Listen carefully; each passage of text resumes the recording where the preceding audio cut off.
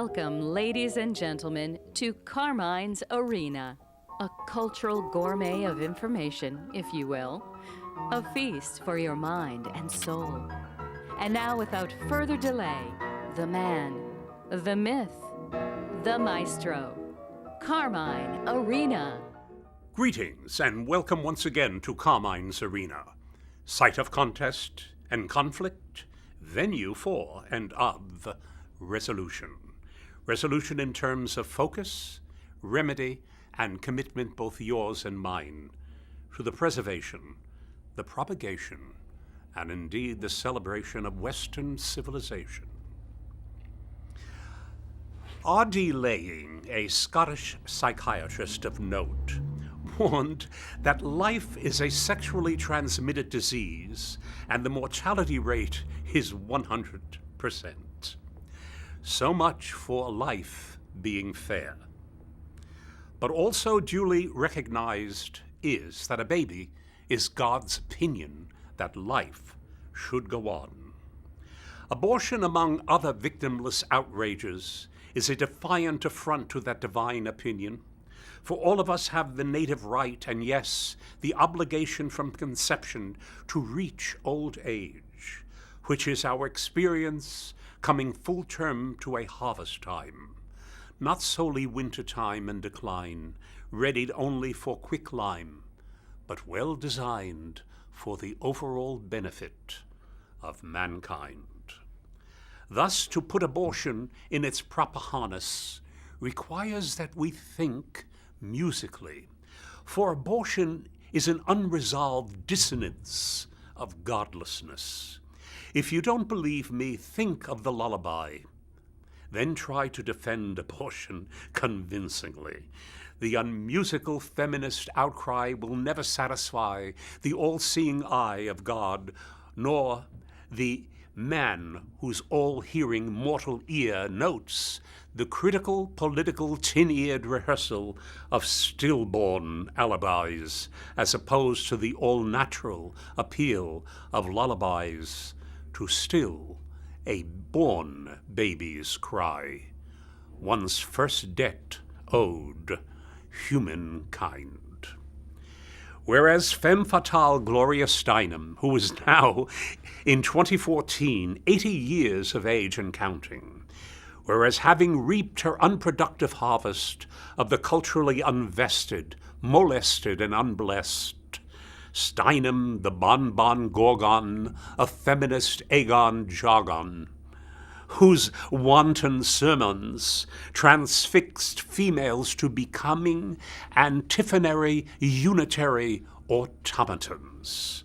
That media icon who promised a genderless Avalon, an environ where all become yesternights, armored knights, will to be hammered into tireless simpletons, newly bethought from out of Steinem's overwrought iron, refashioned to unabashed odium, whereupon this anthemed and bediademed inglorious Steinem shall one day earn a proper post-mortem thanks to her stratagems, shenanigans, her theorems, and their totems, each pair held together in tandem by loopy hokum, fast receiving but little solemn requiem, save to be item after feminist item condemned in memoriam.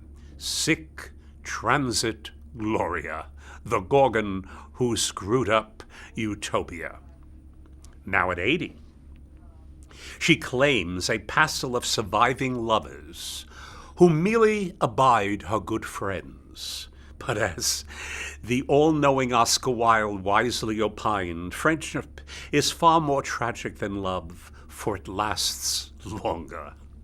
At 80, that tragedy's weighty, since ex-lovers blended to friends is then never to have known genuine love, just its unamended loose ends that shall ever append Ms. for Ms. taken, warm, tended, ascendant love left unwended, unawakened, Steinem forsaken. friends and lovers made craven. The many things that feminism lacks as opposed to the quiet triumph of femininity is beauty of thought and the music of truth. Feminists, their tinny-eared peat pretending passion, is fallacy in search of malady with which to play hide-and-go-seek. Feminist truth and beauty always late by a week, followed week after week by their mutually admiring clique of shrill shrieks for empowerment and our culture's unravelment to wreaking havoc via feminist open enrollment.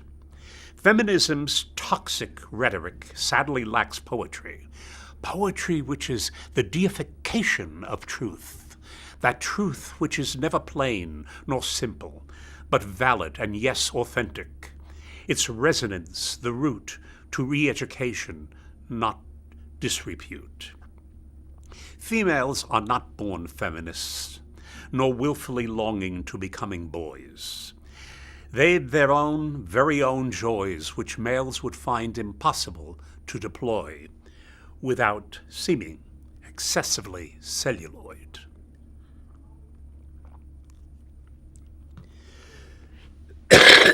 Excuse me.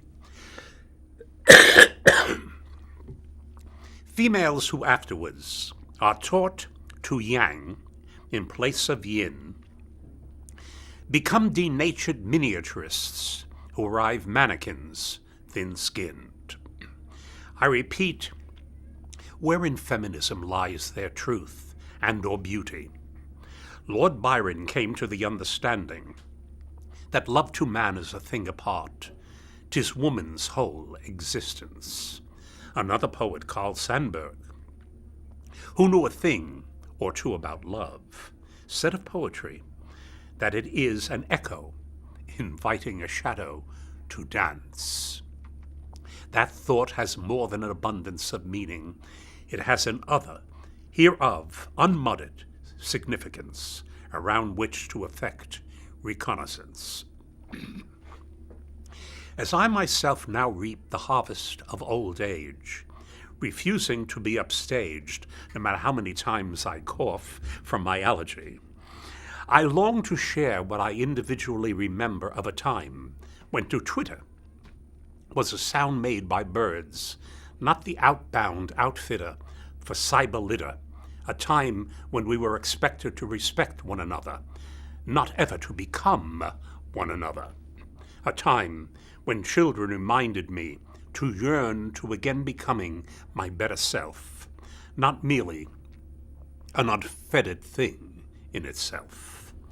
A case in point is an account sent to me by an inveterate viewer. Listen and learn of what is of major concern. A middle school teacher asked her class to write what they would choose to elect as the 7 wonders of the world. Among the 7 were to be found the Egyptian pyramids, the Taj Mahal, the Grand Canyons, the Panama Canal, the Empire State Building, Rome's St. Peter's Basilica, and China's Great Wall. While gathering the votes, she noticed one child had not yet finished. So the teacher inquired if she was having trouble with her list. The girl replied, "Yes, a little. I could not quite make up my mind because there are so many." "Well, tell us what you have," said the teacher, "and maybe we can help." The girl shyly hesitated, quickly finished her list, then began reading from her paper the wonders enumerated from 1 to 7 as follows: to see, to hear, to touch, to taste, to feel, to laugh, to love. The room went so quiet you could have heard a pin drop. Obviously, the things we overlook as simple and ordinary, and that we take for granted, are truly wondrous. And so this beguiling child gently reminds us that the most precious things in life cannot be built by hand or bought by man. They are God-given and lovingly bestowed on atheists, anarchists, academics, abortionists, and feminists, each one's own free will to aesthetic soloist if and when they shall become the specialists and strategists and uncrowded rhapsodists of love.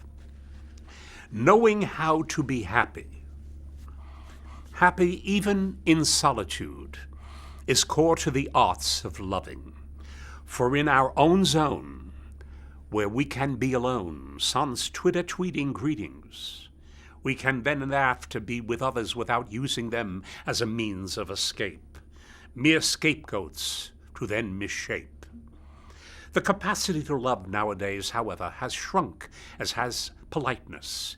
In times past it has been said, be pretty, be handsome if you can, be witty if you must, but be gracious if it kills you, for politeness is a coin with which it is foolish to be stingy.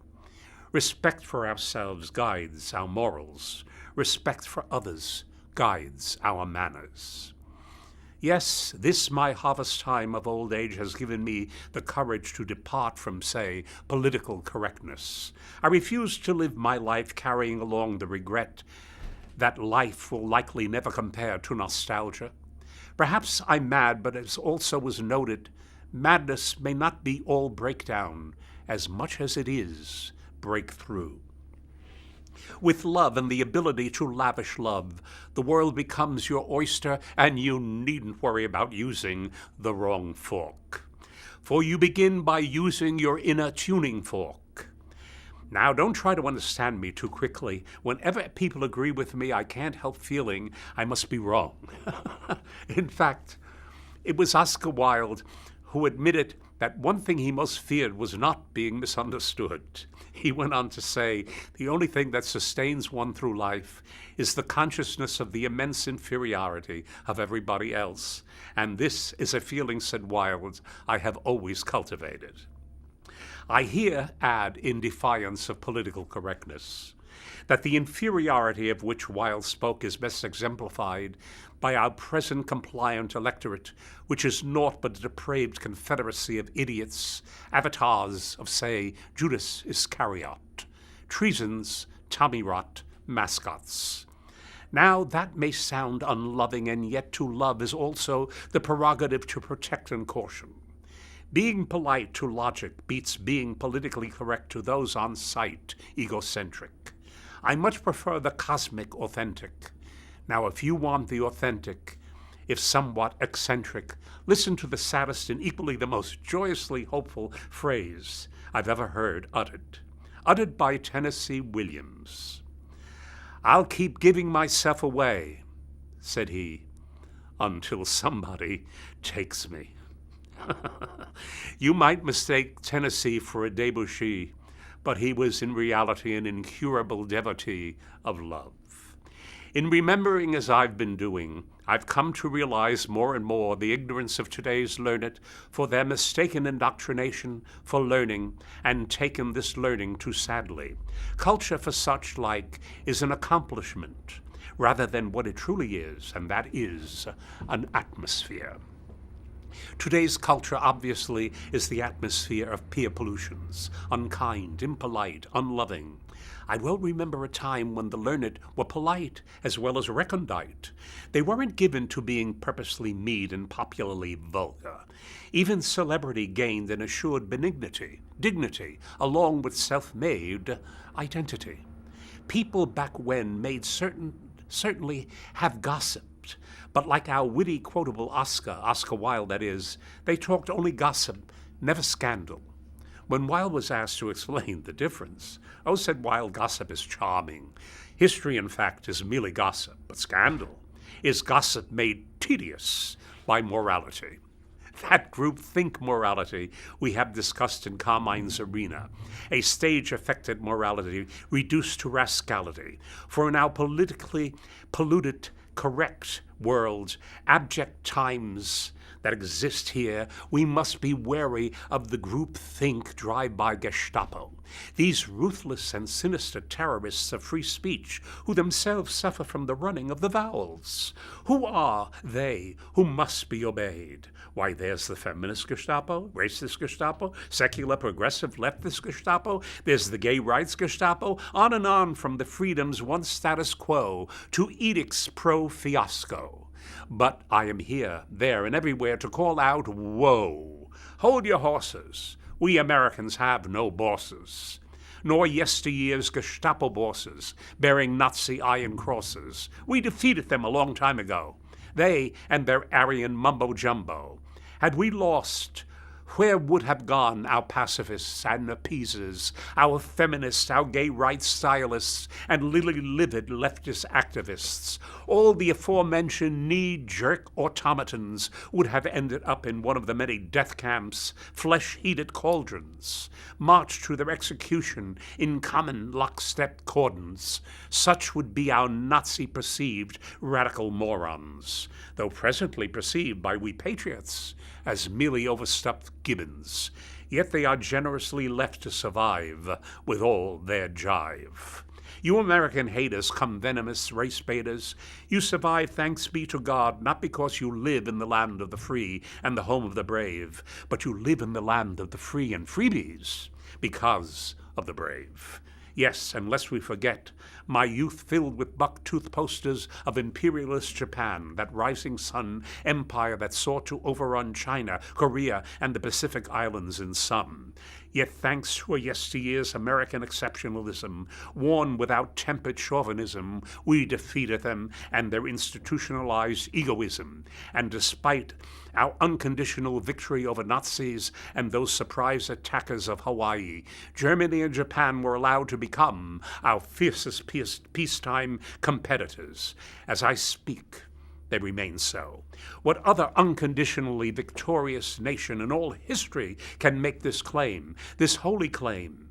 Yet we have American haters homegrown who keen and moan, mourning for their, well, that's something unknown, and we're shammed and shamed into following them into the darkness without a groan, left searching unchaperoned, overblown for what? Perhaps political alchemy's philosopher's stone, while themselves getting stoned, and thus remaining dull and unhoned, as smart as a hat rack disowned.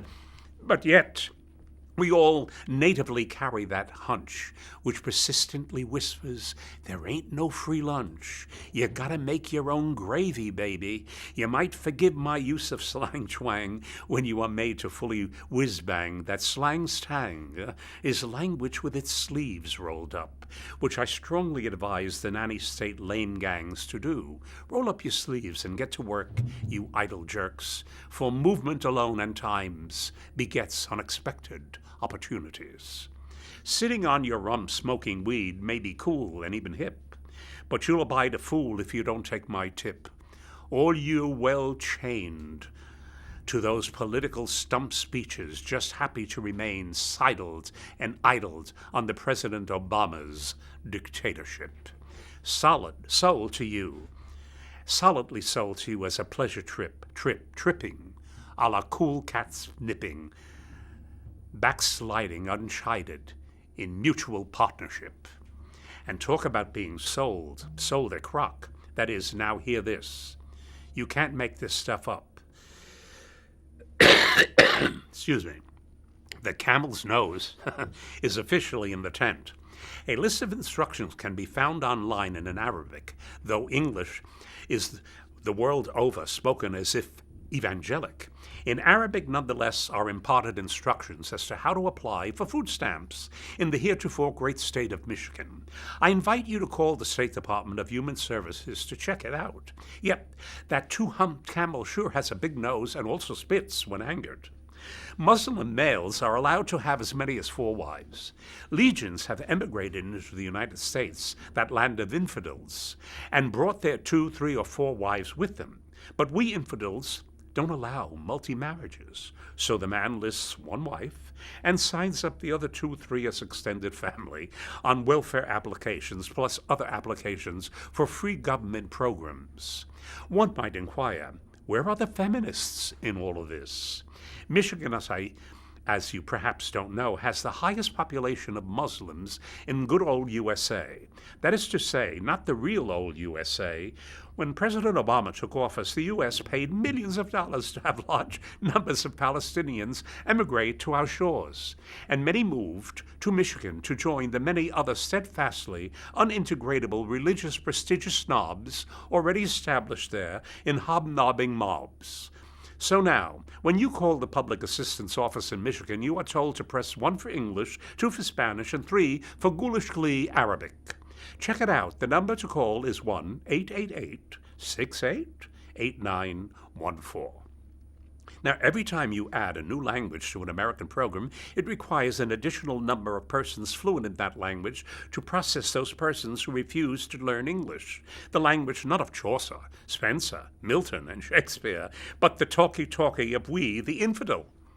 Though English is the most chosen second language spoken worldwide, and the international lingual accomplishment of heads of state and their respective diplomats and populace, but for our emigrants, English is out of place. Such is our politically correct disgrace. Why, we even are allowing persons to emigrate who can't provide themselves and putting them in ours, yours, and my welfare system is one of the many Obama abominations tolerated in the name of his lame-brained administrations. So much for our endless war on phony, trumped-up poverty, brought to your locality, I should say, by a commander-in-chief who grew and grows into political windiness, the equal of currents off Lake Michigan that blow into his old stomping ground in the mighty city of Michigan, I should say, of Chicago. Forgive me. A now crime-ridden city, Chicago, which ironically has the highest murder rates in these United States. One hideous concentrate covered o'er by theatrical props, sound bites, and photo ops, and headed by a mayor who prefers to waylay the voting booths where truth is politically uncouth, carrying the taste of cheap vermouth. Meanwhile, our president, that mayor's pathwayer and fundraiser, continues to campaign, maintain, and us cheap champagne to a tamed collective of the rattle-brained liberally selected, including mobs of too early tainted adult youth. Dear Mr. President, we all remember a better time, the one in fact that made you prime in primis inter pares, the first among equals, and now I'm labeled and libeled an infidel, a scoundrel ready for remodel into scandal trampled, onto scandal trampled, in sad need of bureaucratic panels, to yours truly, rechannel. Reality script, Mr. President, shall neither accept redacting nor political edit. It merely records, when popularly read and heeded as it once was by yesteryear's waxless ears, it shall again instruct our way back to that earlier construct of sanity and its inevitable sanitation of mind, body, and spirit, that all-encompassing hygiene of moral resuscitation and recalibration, no longer ruled by agitation, scratched for irritations and vituperations, and all the then vestigial, declared dead veneration of unexamined liberal vocation, that is to say, those leftist radical hobgoblins and their saccharine mannequin shenanigans. Back again to a true governance of our forefathers' form, sans those built-in creep-ins born of liberal scorn we presently uncomfortably shoehorn whilst our president bugle horns. Next time I'll dig further into the souvenirs of yesteryear, to bring you the good cheer of my harvest as your volunteer overseer. A harvest I all too willingly volunteer to you, its thoughtfully bountiful profiteers, steered and charioteered away from the politically correct veneers of America's mutineers in double-talking auctioneers, whose careers are made up of sneers and smears, and to racketeer, we their citizens as their lesser peers. Please look up that information that I talked to you about Press 3 for Arabic in Michigan. They can ask for whatever they want. Their families could be as large as they please. Nothing is investigated, because to investigate, according to the politically correct, is to profile. Can you imagine living without a profile? It's like trying to live without a shadow, while at the same time living in the shadow. My friends, I celebrate Western civilization. Join me. Till our next date together, continue to pioneer on your own and keep the faith. If you have any comments or other remarks, and that I perhaps could even read on some of these broadcasts, please do not hesitate to write to me, Carmine Arena, P.O. Box 1029, Larchmont, New York 10538.